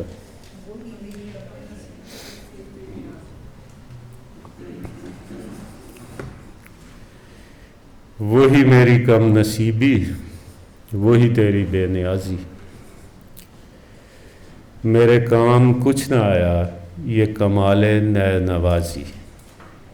کم نصیبی یعنی بے نصیبی، بے نیازی، آپ سب لوگ کسی نہ کسی سطح پہ بے نیازی کا شکار رہے ہوں گے، سو پتہ ہے کہ بے نیازی کیا ہوتی ہے۔ نیاز ہے ضرورت، نیاز مندی ہوتی ہے کسی کے سامنے ضرورت کے تحت جھکنا، اور بے نیازی ہوتی ہے جب آپ کو کسی سے کوئی ضرورت وابستہ نہ ہو تو آپ کی جو فیلنگ ہوتی ہے صمد والی، اللہ الصمد، اللہ بے نیاز ہے کیونکہ ہم سے کسی سے اس کی کوئی ضرورت وابستہ نہیں ہے۔ اور میرے کام کچھ نہ آیا یہ کمال نئے نوازی، نئے کہتے ہیں بانسری کو، اور نئے نوازی ہے بانسری بجانا، دوسرے لفظوں میں نغمہ چھیڑنا یا شاعری کرنا۔ تو گلہ ہے اپنی قوم سے، اپنے لوگوں سے، وہی میری کم نصیبی وہی تیری بے نیازی ہے میری قوم، میری بد نصیبی ہے، میری کم نصیبی ہے اور تمہاری بے نیازی ہے، تمہارا دھیان میری طرف آ نہیں رہا، میرے پیغام کی طرف آ نہیں رہا، میرے کام کچھ نہ آیا یہ کمال نئے نوازی، میری یہ ساری شاعری بیکار جا رہی ہے۔ یہ جو دل والے لوگ ہوتے ہیں نا، یہ ہم سب سے زیادہ حساس ہوتے ہیں، اور جن کا غم انفرادی نہیں ہوتا اجتماعی ہوتا ہے، اور وہ اخلاص کے ساتھ اپنے معاشرے کی اصلاح کرنے بیٹھے ہوتے ہیں، وہ بہت حساس ہوتے ہیں، اور وہ دل شکستگی کے کئی مرحلوں سے کئی بار گزرتے ہیں۔ ایسا نہیں ہے کہ ان کا دل شکستہ نہیں ہوتا، پر وہ اس کا اظہار نہیں کرتے، اور اگر کبھی کرتے ہیں تو بہت دھیمے لب و لہجے میں۔ یہ جو انبیاء ہو گزرے ہیں اور یہ جو اولیاء ہو گزرے ہیں، انہوں نے کبھی کسی کا گلہ نہیں کیا، کیا کیا ستم نہیں اٹھائے، کیا کیا باتیں نہیں سنی، لیکن اپنی دھن میں لگے رہے۔ لیکن میں یہ نہیں سمجھتا کہ کبھی بھی کسی لمحے ان کے دل میں خیال نہ آیا ہو کہ یہ اللہ نے کیا مشکل ذمہ داری دے دی ہے، یہ کیا بھینسوں کے آگے بین بجانے والا کام میرے سپرد ہے۔ یہی احساس اس وقت علامہ اقبال کو ہو رہا ہے اپنی وفات سے 4 سال پہلے۔ میں کہاں ہوں تو کہاں ہے، یہ مکان کے لا مکان ہے، یہ جہاں میرا جہاں ہے کہ تیری کرشمہ سازی۔ اب مخاطب اللہ تعالیٰ ہے،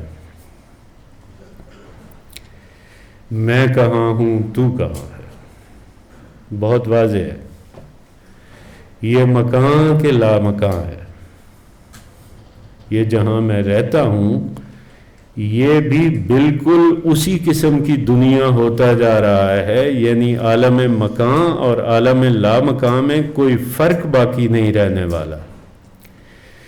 یہ جہاں میرا جہاں ہے کہ تیری کرشمہ سازی، یہ جو کچھ دنیا میں ہو رہا ہے، یہ جو کچھ ترقی یا تنزل، عروج یا زوال، جو کچھ بھی اس کائنات میں ہو رہا ہے، کیا یہ تیری کسی پلاننگ کا حصہ ہے یا یہ میری کسی غلطی کا نتیجہ ہے؟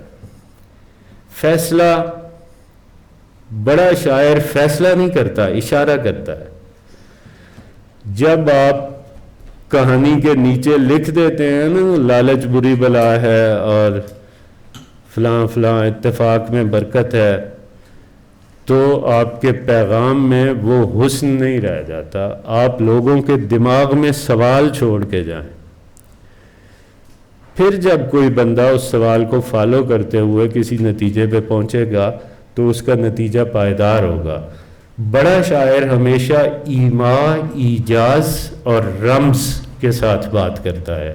یہی کچھ علامہ اقبال کر رہے ہیں۔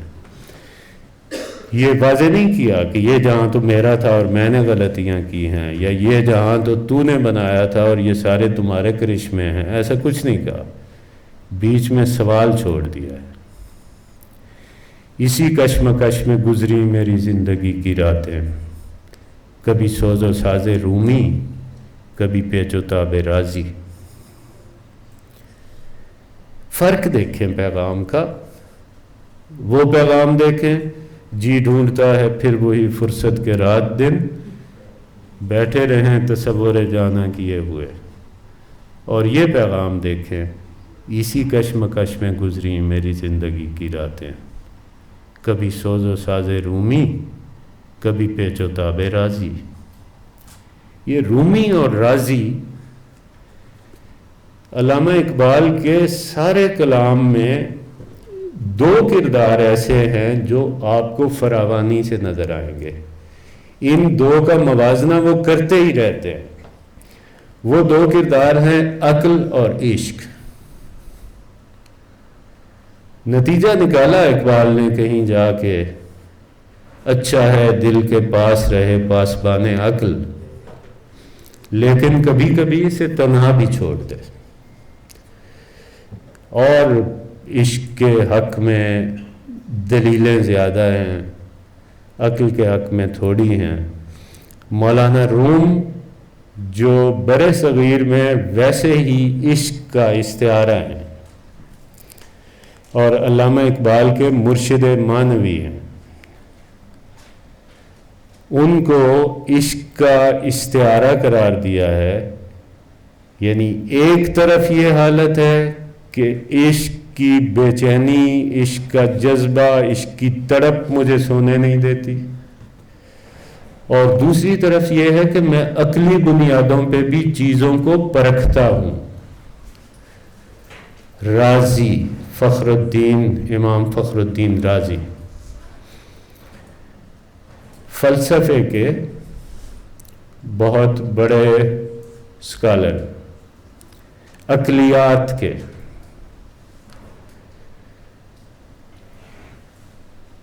اقبال نے نہ ان کی نفی کی ہے نہ ان کی نفی کی ہے، دونوں کے بارے میں ان کے اخلاص کو بحث سے بالاتر قرار دیا ہے۔ یعنی اگر فخر الدین رازی عقلی استدلال کی طرف زیادہ مائل ہیں تو اس کے پیچھے بھی اخلاص ہے، اور اگر مولانا روم بے خطر کود پڑا آتش نمرود میں عشق والی کیفیت میں ہیں تو وہ بھی اپنے اخلاص کے کسی لیول پہ ہیں۔ یہ دونوں صورتیں اقبال کے نزدیک ان کے پیش نظر رہی ہیں۔ انہوں نے اس قوم کے لیے عقلی بنیادوں پہ سوچ بچار کے یہ تعین کیا کہ اس قوم کا اصل مسئلہ کیا ہے، اس مسئلے کو ٹھیک کرنے کا طریقہ کیا ہے۔ قوم کا اصل مسئلہ یہ ہے کہ قوم میں خودی جو رہی، خودی تو شاہی، نہ رہی تو روح سیاہی۔ ہماری قوم کی روح سیاہی کا سبب بھی یہ ہے کہ خودی نہیں تھی۔ پتہ چلایا عقلی بنیادوں پہ کہ اس قوم کا مسئلہ کیا ہے، یہ اپنے آپ کو پہچان نہیں رہی، اور اس کے بعد کہا کہ جب اپنی خودی کی تربیت کر لو، وہ جو مختلف مراحل انہوں نے گنوائے ہیں مثنوی میں، اسرار خودی میں، وہ مراحل طے کر لو تو پھر ایک مرحلہ بے خودی کا آتا ہے۔ اس بے خودی کے مرحلے کو عشق سے تعبیر کرتے ہیں. تو ان دونوں کو مد نظر رکھ کے پہلے عقلی بنیادوں پر چیزوں کو پرکھو، ان کو دیکھو، اس کے بعد ان ساری چیزوں کو، کیلکولیشنز کو ایک سائڈ پہ رکھ کے کر گزرو جس نتیجے پہ آپ پہنچے ہو.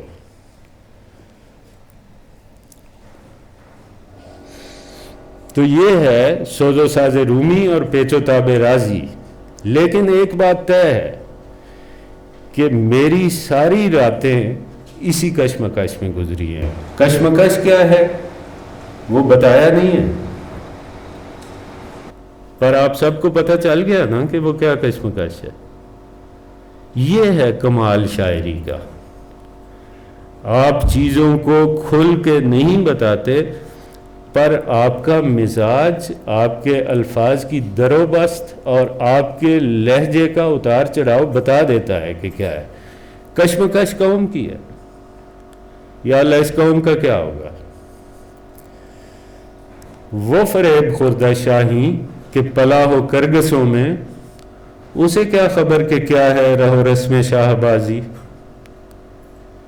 فریب خوردہ شاہی کہ پلا ہو کرگسوں میں، کرگس کہتے ہیں چیل کو.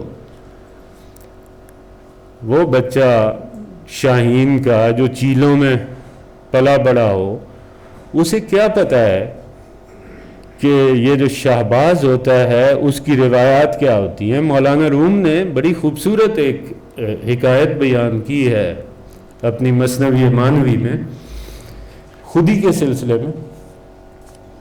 انہوں نے کہا جی وہ ایک بچہ شیر کا جنگل میں، اس کی ماں مر گئی اور وہ کوئی بندہ ریوڑ لے کے آیا، اور ریوڑ کے ساتھ اس نے دیکھا کہ شیر کا ایک بچہ کہیں پڑا ہے، ریوڑ والے نے ساتھ ملا لیا. اب وہ بچہ بکریوں کا دودھ پیتا رہا، بکریوں کا دودھ پی پی کے جوان ہوا، انہی کے ساتھ زندگی گزارتا تھا، انہی کی طرح بولتا تھا، انہی کی طرح گھاس کھاتا تھا. ظاہر ہے جن میں پلا بڑا تھا انہی کی طرح کرنا تھا اس نے. اس کو وہ کہتے ہیں کہ وہ اپنی خودی کھو چکا تھا. اس کے بعد کہتے ہیں کیا ہوا، ایک دن شیر کہیں سے آ گیا اور اس نے ریوڑ پہ حملہ کر دیا. اب جب شیر نے ریوڑ پہ حملہ کیا اور اس شیر کے بچے نے جو اب جوان ہو چکا تھا، اس نے دیکھا کہ یار اس کی شکل تو میرے جیسی ہے، اچھا یہ چلتا پھرتا بھی میرے جیسا ہے، دم بھی میرے جیسی ہے، اور یہ تو بکریوں کو چیر پھاڑ کر رہا ہے، کھا رہا ہے، کسی کو کچھ سمجھتا ہی نہیں ہے. تو اس نے بھی سوچا کہ میں بھی بھلے ٹرائی کرتا ہوں. تو وہ جو بکری اس کی ماسی بنی ہوئی تھی یا پھپھی بنی ہوئی تھی، جو اس کے ساتھ تھی، اس کو اس نے پنجہ مارا اور جب اس کی گردن دبوچی تو کامیاب ہو گیا. اسے بڑا مزہ آیا، اس نے اس کو کھا لیا. اس وقت اس کو پتہ چلا کہ میں بکری نہیں یار، میں تو شیر تھا. یہ اس کی خودی کی بیداری کا مرحلہ تھا. یہ وہی بات کر رہے ہیں. وہ بچہ جو بچپن سے چیلوں میں پل رہا ہے اور ہے شاہین کا بچہ، وہ تو چیلوں کی طرح رہے گا. اسے اس کی خودی کا احساس دلانے کے لیے کوئی ایسا ہونا چاہیے جو آئے اس کے سامنے پرفارم کرے اپنے عمل سے. پھر اسے پتہ چلے گا کہ شاہین اس طرح لنچ اور برنچ نہیں کرتے جس طرح یہ کہہ رہے ہیں.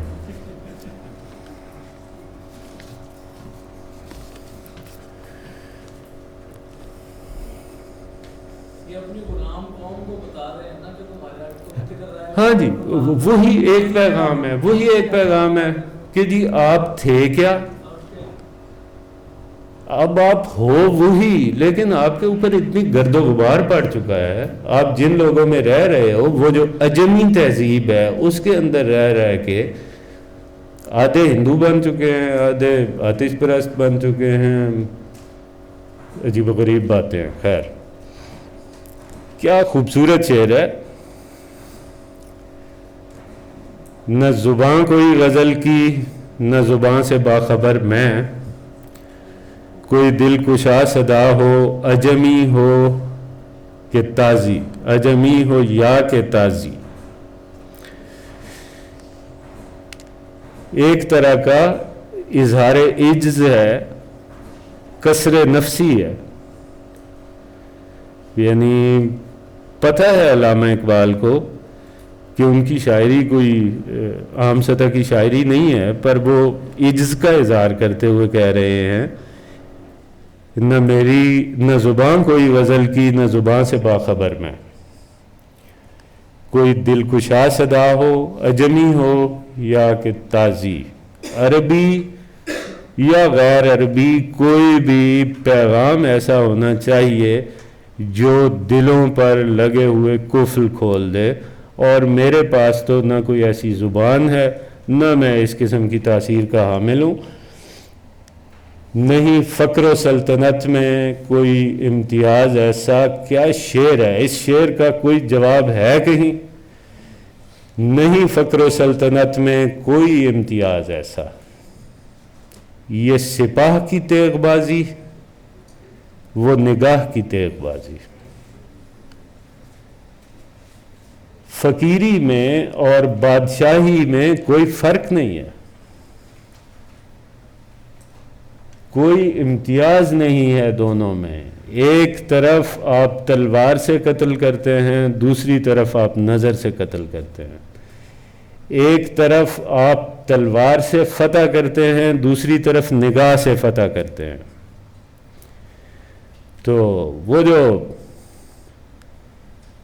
فقر ہے، فقر کو جو ہم نے سمجھ لیا ہوا ہے، جو کمزوری، بیچارگی، دھیمے پن اور مسکینی کی نمائندہ ہو، وہ فقیری نہیں ہے.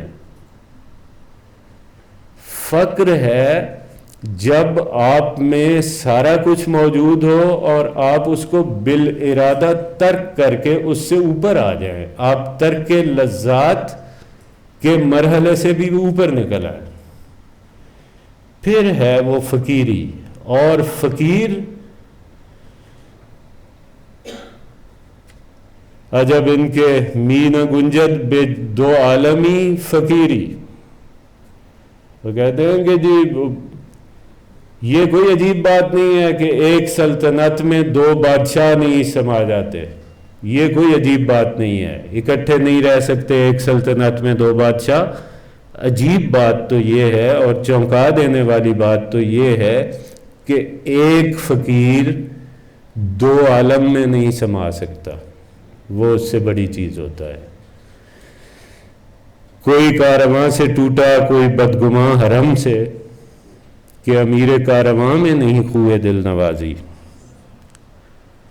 لوگ رستے میں چھوڑ گئے ہیں، کوئی حرم سے بدگماں ہو کے لوٹ آیا ہے. اس میں قصور کیا ہے؟ قصور کس کا ہے؟ کیونکہ ہماری لیڈرشپ ہمارے پاس نہیں ہے، ہمارے پاس کوئی مخلص رہنما موجود نہیں ہے کہ امیر کارواں میں نہیں خوئے دل نوازی. ہم لوگوں کو دور بھگاتے ہیں، ہم لوگوں کو قریب لانے کی کوشش نہیں کرتے. کاش ہمارے پاس کوئی ایک ایسا رہنما ہوتا، کوئی ایک ایسا نمائندہ ہوتا جو بچھڑے ہوئوں کو ملاتا، جو مختلف فرقوں میں، مختلف طبقوں میں، مختلف ملکوں میں تقسیم شدہ مسلمانوں کو پھر ایک کرتا. کاش ایسا کوئی ہوتا. اور ایسا لیڈر ہونے کے لیے خوئے دل نوازی ضروری ہے، دوسروں کا احترام، دوسروں کی رائے کا احترام، دوسروں کے نظریے کا احترام. بہت شکریہ جی. اب کچھ سوال جواب اگر آپ کے ذہن میں ہوں، اللہ کرے کہ نہ ہوں، ہیں بھی تو کوئی مشکل مت کیجیے گا. جی فرمائیے جی.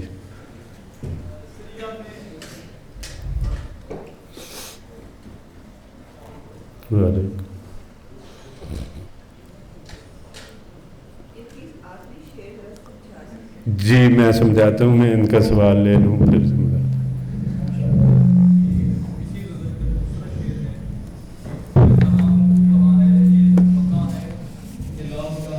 ہوں. اس میں میں یہ سمجھنا چاہ رہا ہوں کہ یہ انسان اور خدا میں فرق کو ختم کر رہا ہے، کیا یہ اللہ کی طرف اشارہ ہے؟ علامہ جی میں بات آپ کی سمجھ گیا ہوں. بات وہی ہے من تو شدم والی.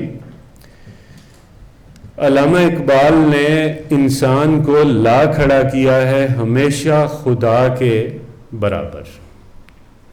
خدا بندے سے خود پوچھے بتا تیری رضا کیا ہے، لیکن وہ پہلے بنیں گے تو پھر ایسا ہوگا کہ تم جن آنکھوں سے تم دیکھتے ہو وہ تم نہیں دیکھتے، وہ اللہ دیکھتا ہے. جن ہاتھوں سے تم کام کرتے ہو وہ تمہارے ہاتھ نہیں ہیں، وہ اللہ کے ہاتھ ہیں. ہاتھ ہے مومن، ہاتھ ہے اللہ کا، بندہ مومن کا ہاتھ. تو بات وہی ہے کہ اقبال یہ کہہ رہے ہیں اور سوال کھلا چھوڑ رہے ہیں. یہ مکان و لا مکان کی تقسیم ہماری ہے یا تمہاری ہے؟ پتہ نہیں تم نے یہ تقسیم کیوں کی. یہ خود کلامی کی ایک کیفیت ہے یا زیادہ سے زیادہ بندہ اور اللہ کے درمیان حضوری کی ایک کیفیت ہے. اس میں یہ گلہ شکوہ ہے، اس میں سپردگی بھی شامل ہے. تو ہی تو ہے، یہ سب تیرا ہے. اور اس میں یہ بھی ہے کہ میں بھی بڑی شے ہوں، میں معمولی چیز نہیں ہوں، مجھے تو نے بنایا.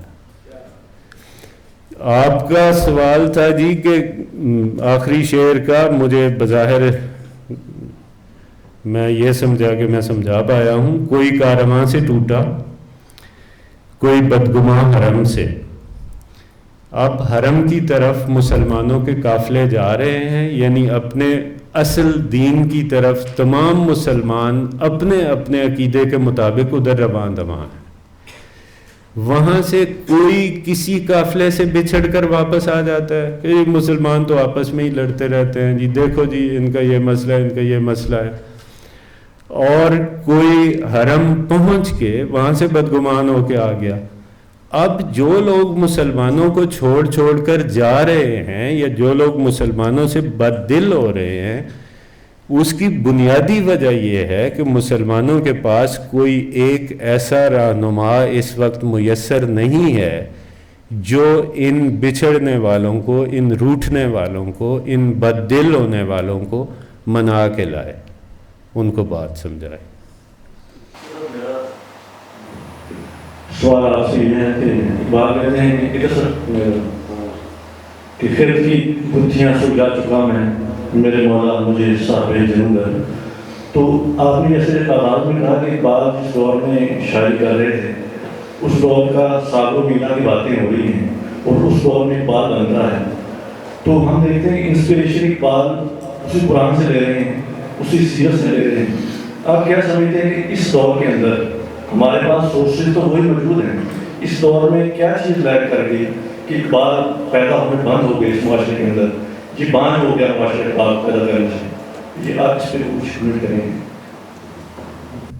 مجھے نہیں پتا کہ مجھے اس پلیٹ فارم سے ایسی گفتگو کرنی چاہیے یا نہیں کرنی چاہیے، لیکن بہرحال اتنی بات ضرور ہے کہ جو حالات اس وقت تھے اس سے بدتر حالات اب ہیں. ہمیں کیا کرنا چاہیے؟ ہمیں اپنی زندگیوں کو اس بنیادی نقطے کی طرف لے جانا چاہیے، یعنی بغیر اقبال کے، بغیر کسی اور چیز کے، جو ہماری اصل ہے، ہمارا معذرت خواہانہ رویہ ختم ہونا چاہیے.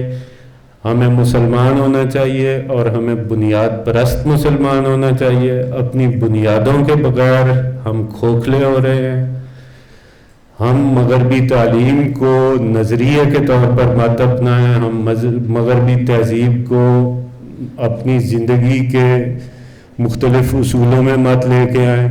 ہمارے پاس ہمارا اپنا رہنے سہنے کا ایک طریقہ ہے، ہمارے پاس اپنا قرآن کریم کوڈ آف لائف کی صورت میں موجود ہے.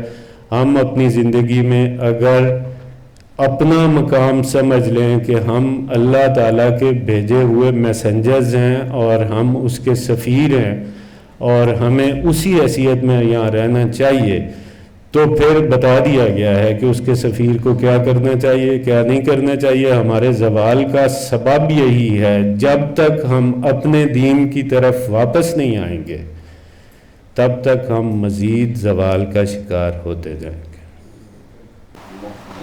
میرے خاک و خون سے تو نے یہ جہاں کیا ہے پیدا. میرا کوشچن یہ ہے کہ اس سلسلے میں یہ جو جہاں کیا ہے پیدا، اس سے کیا مراد ہے؟ جہاں تو پہلے زمینیں بن گئی تھیں، تو اسی زمینوں کی مٹی سے آدم علیہ السلام کو بنایا گیا تھا، تو ادھر کیا مراد ہے؟ یہ کوئی تخلیق کائنات کے متعلق بات نہیں ہو رہی، یہ اسلام کے متعلق. یہ جو اقبال کا زمانہ ہے، یہ جو جہان ہے، یہ جو دنیا ہے، یہ جب سے تاریخ بشری شروع ہوئی ہے وہاں سے اب تک میری قربانیوں سے یہ سارے سلسلے چل رہے ہیں. اس کا تخلیق کائنات والے مرحلے سے کوئی تعلق نہیں. سر معذرت کے ساتھ ایک آؤٹ آف کورس کوشچن ہے. سر پہلی غزل کے نیچے ایک قطعہ تھا، تیرے شیشے میں باقی نہیں ہے، اس پہ سر اس قطعے پہ سر تھوڑی سی روشنی ڈالیں پلیز.